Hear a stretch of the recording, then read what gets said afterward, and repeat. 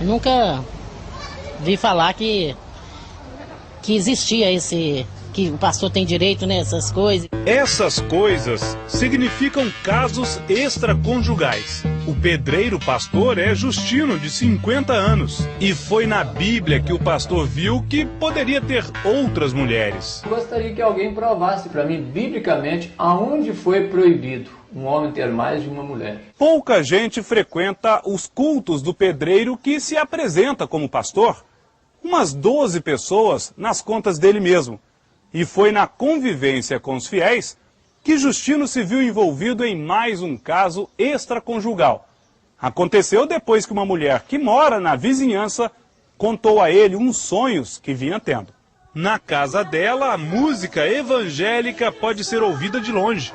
A igreja entrando no céu. A mulher tem 4 filhos, é casada e prefere não aparecer. Disse que sonhou que teria filhos com um pastor. Uma revelação. Deus me levou a fazer isso. Não teve para onde eu correr. O marido também conversou com o pastor. Aceitou. Eu pensei comigo, se fosse a vontade de Deus, seria feito, né? Nós entramos em oração, pedindo a Deus misericórdia, porque seria uma das coisas mais difíceis da minha vida. O quê? E tomar essa decisão, pegar uma mulher que tem marido.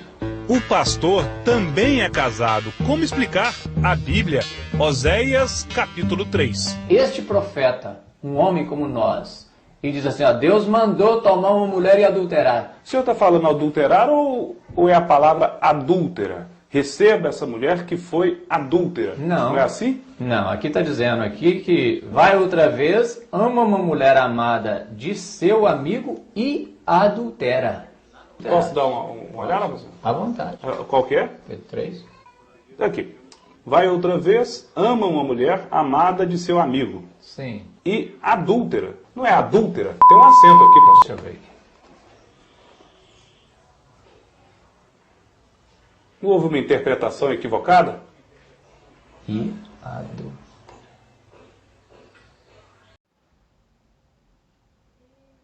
Fala, galera do canal, beleza? Tudo bem com vocês? Como vocês puderam ver no vídeo que foi passado do caso do pastor, que ele fala que Deus o revelou na Bíblia ali que era para ele tomar uma mulher e adulterar com ela, né? E a repórter o confronta e fala, não, mas está escrito adúltera, não adultera, né? E aí ele já fica meio perdido e tal. Eu achei bem interessante essa história, né? Esse vídeo já vi algum tempo atrás, né? Uma história antiga. E é um exemplo ali bem estrondoso, né? Que é o método texto-prova, onde a pessoa ela impõe as suas crenças no texto bíblico. Elas não permitem que a crença flua naturalmente do texto bíblico. Elas realmente impõem. Você vê que o que esse pastor faz foi impor a sua crença ao texto bíblico, e ali ele sai com a esposa do seu fiel ali, né? Do membro da sua igreja. Então por isso que é muito importante estudar a Bíblia, primeiramente com o auxílio do Espírito Santo, verificar o seu contexto, questionar tudo que se ouve, não acreditar cegamente. Por quê? Muitos pregadores usam o método texto-prova para favorecer as suas ideias, puramente defender o seu ponto de vista. Esse é o método texto-prova, ele usa a Bíblia para isso, para defender o seu ponto de vista. O que deveria ser o contrário, nós deveríamos formular as nossas visões baseadas na Bíblia, e não querer fazer a Bíblia se encaixar, emoldurar no que eu acho que é verdade, no que eu acho que é correto.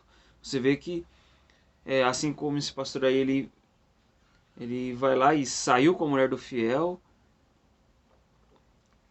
em nome de um verso bíblico que ele disse ali que defendia isso, mas não tem nada a ver.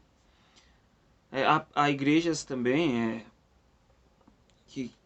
pregadores que usam o método texto-prova para tomar o seu dinheiro, por exemplo. Te pede grandes quantias de dinheiro e usam versos bíblicos para isso. Às vezes o verso nem está falando aquilo. Logicamente nem está falando aquilo ali, tem um contexto específico, a pessoa vai lá, tira de contexto, cria um pretexto e favorece o bolso dele, né? Então é muito complicado isso. O dízimo é bíblico, mas há grandes somas de dinheiro que às vezes pedem, que é pura corrupção, né? E se utilizam versos bíblicos aí para favorecer ali o seu próprio bolso.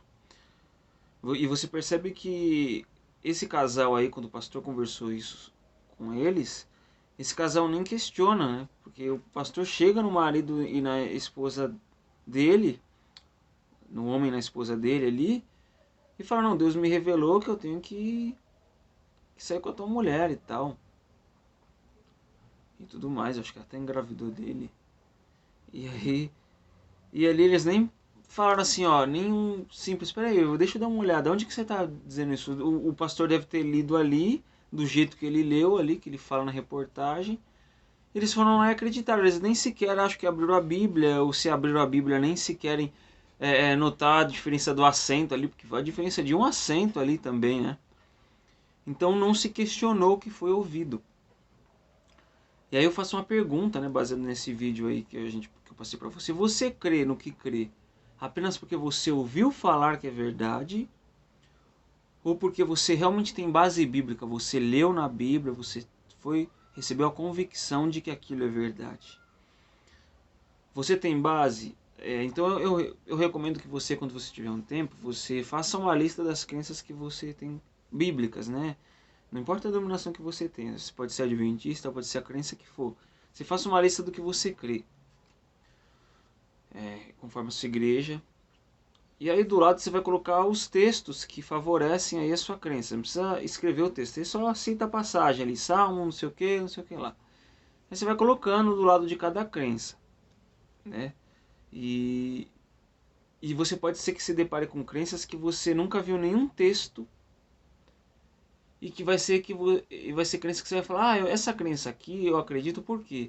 Porque o pastor falou isso, eu ouvi esse sermão.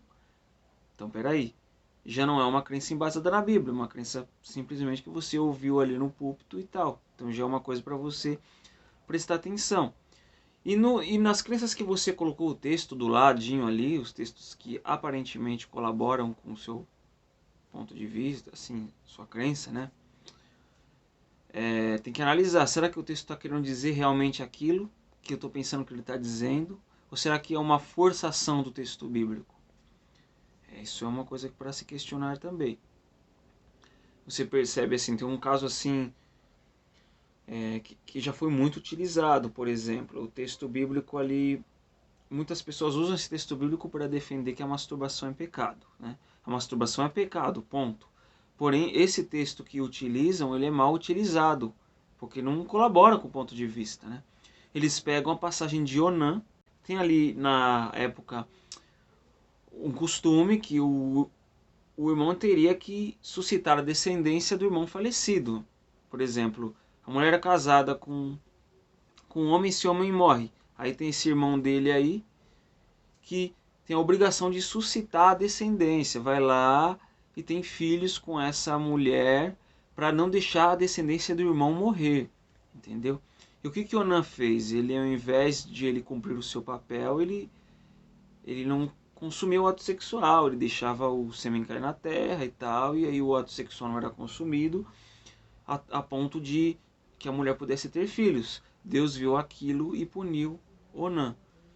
E isso, analisando o texto, você percebe, isso não tem nada a ver com masturbação. Onã foi punido porque ele não suscitou a descendência do irmão. Então existem outros textos que você pode usar para defender que masturbação é pecado. Esse texto, ele não é próprio para isso, porque ele não trata disso. Então você percebe que até defendendo coisas que são verdade, você pode usar os textos errados. E a verdade não é assim. A verdade ela não é defendida por meios tortos. Ela tem que ser defendida dentro dos parâmetros corretos. Não é porque é a verdade que eu vou defender de qualquer jeito, vou usar qualquer texto, porque é a verdade mesmo. Não, a verdade ela precisa ser defendida da maneira correta. Porque senão ela perde a força e ela deixa até de ser verdade. Tanto que quem ouvir isso vai falar, peraí, não vai acreditar, né? Principalmente se a pessoa for bem questionadora mesmo. Então, exatamente acontece esses enganos aí, né? E isso provém da cultura. O fake news, ele tem feito parte da cultura nos dias de hoje. Você pega igual você fala, por exemplo, o irmão vai lá e distribui folheto no bar, e aí o outro irmão passa ali na rua e vê ele dentro do bar e fala, e acha, tá dentro do bar, tá bebendo. Vai pra igreja, vai lá falar pro outro irmão, que vai lá e fala pro outro irmão, que vai lá que fala pro outro irmão, de repente vai parar o assunto na comissão, e aí, para pedir esclarecimento ali, né? E aí eu pergunto para você, desses irmãos aí, desde o que viu até os que foram espalhando, qual deles foram na fonte verificar, realmente verificou se era aquilo mesmo? Nenhum. E é isso que acontece hoje. A pessoa tem alguém que vai lá, faz uma informação, pega informação de algum lugar e vai passando, e as pessoas, que bom, né? Vamos compartilhar e tal. E não questiona, será que isso é verdade? E não faz o simples questionamento, será que isso é verdade ou não? Então isso também se reflete na Bíblia. Com a Bíblia não é diferente. A pessoa ouve ali no púlpito algo e acha que é verdade. E não é isso.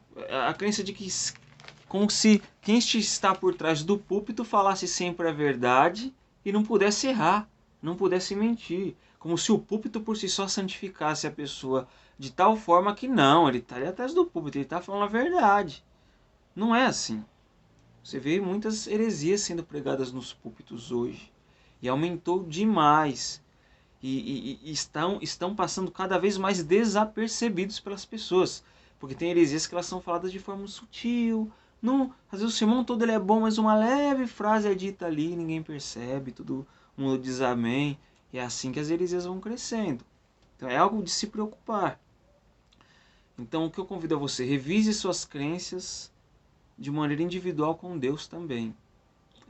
O estudo com a igreja é válido, ouvir os sermões é muito válido, né? Embora você sempre vai ter que questionar e revisar com a sabedoria do Espírito Santo as suas crenças de forma individual. Não vale só você ver um vídeo na internet que fala que o sábado é para guardar um sermão que você ouve. Você tem que pegar a sua própria Bíblia, orar a Deus e pedir sabedoria e ver com seus próprios olhos na Bíblia o sábado para ser guardado. Senão não adianta.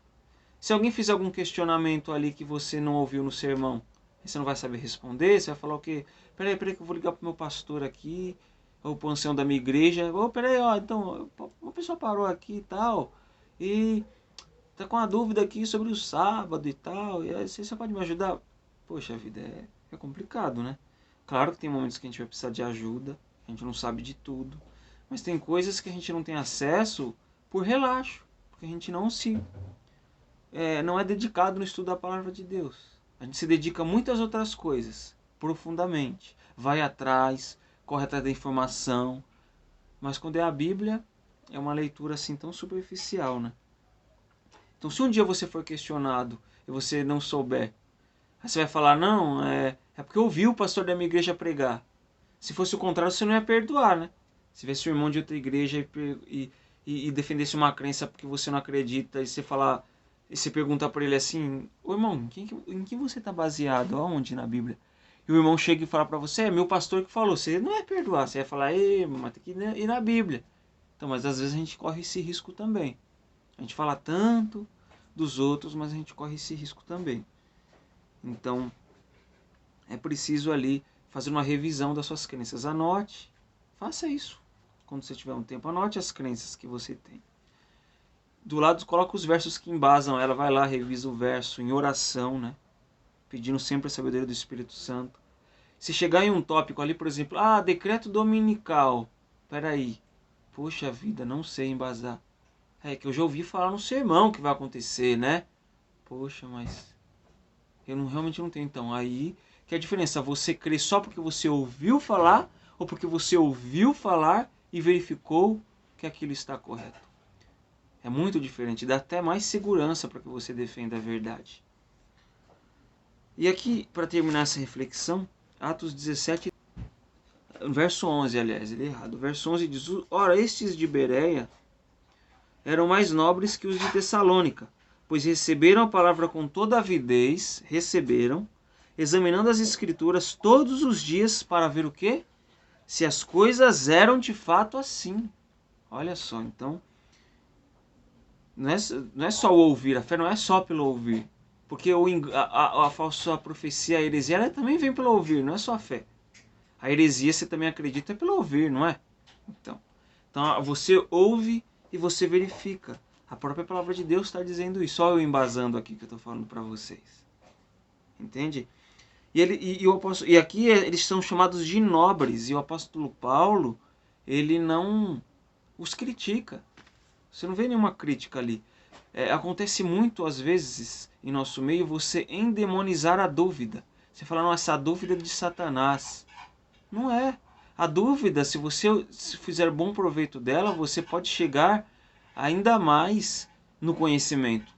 Você precisa fazer bom uso da dúvida. Agora, eu já ouvi muito isso aí, desde criança, que é quase que uma proibição de você ter dúvida. Não, essa dúvida é do diabo, irmão. A pessoa nem responde sua dúvida. Fala, não, é do diabo. Ora a Deus, irmão, para tirar essa dúvida da sua mente. Aí você não responde a dúvida do irmão.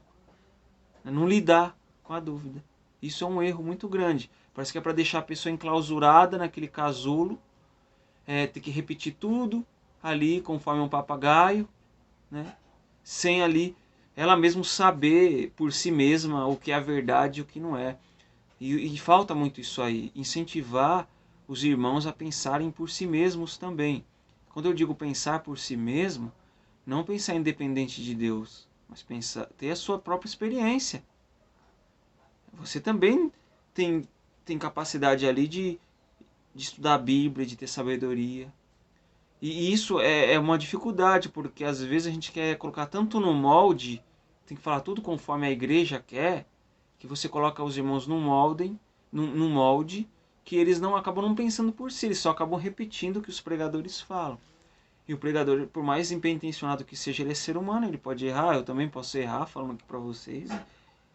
Entendeu? Então, a gente sempre tem que verificar se aquilo que está sendo pregado é verdade. Porque tem muita gente no púlpito que sobe no púlpito, fala besteira mesmo. Eu já falei besteira.